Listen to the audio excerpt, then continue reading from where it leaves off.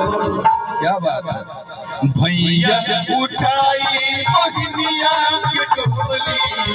बन के कबर क्या बात है भैया उठाई बहनिया के टोली बन के कबर